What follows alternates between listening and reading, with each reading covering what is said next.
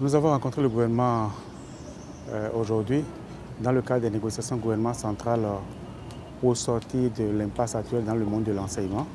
Malheureusement, nous avons été confrontés à une impasse qui est liée au fait que le gouvernement a procédé à la défalcation sur salaire pour faire des grèves.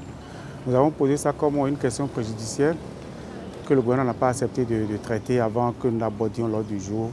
Et donc nous nous sommes séparés dos à dos. Et donc les écoles vont encore rester fermées pendant un moment, le temps que le gouvernement trouve l'opportunité de nous appeler pour que nous puissions discuter vraiment des questions qui fâchent, et notamment de la question de la défalcation, qui est une défalcation que nous avons dénoncée parce qu'elle est complètement illégale au regard de la loi sur le droit de grève au Bénin. Que va-t-il se passer pour nos écoles? Cette question devrait plutôt être adressée au gouvernement, parce que nous, partenaires sociaux, avons accepté de faire les concessions qu'il faut pour pouvoir rouvrir les portes de l'école.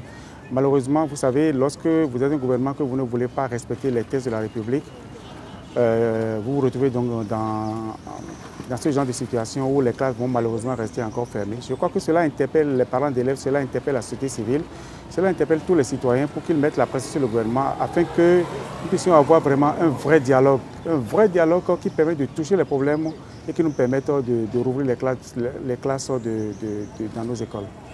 Mais la question de la défalcation sur les salaires pour faire de grève ne faisait pas partie de vos revendications? C'est vrai, mais vous savez, cette question, loin d'être une sorte d'aumône que nous demandons au gouvernement, en réalité, c'est un combat pour le respect des textes de la République.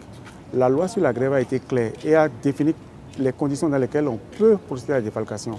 Ces conditions aujourd'hui ne sont pas réunies. À la date d'aujourd'hui, c'est le gouvernement qui a créé un nouvel incident qui nous conduit malheureusement donc à une nouvelle revendication liée à la rétrocession des défalcations effectuées sur les salaires.